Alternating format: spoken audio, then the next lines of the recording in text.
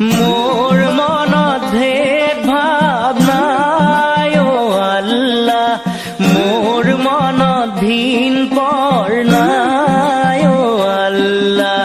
হিন্দু কি মুসলমান একে আল্লাহর ফরমান, মোর মনত একেটি ভাব। মোর মনত ভেদ ভাব নাই ও আল্লাহ, মোর মনত ভিন পর নাই ও আল্লাহ। হিন্দু কি মুসলমান একে আল্লাহর ফরমান, মোর মনত একেটি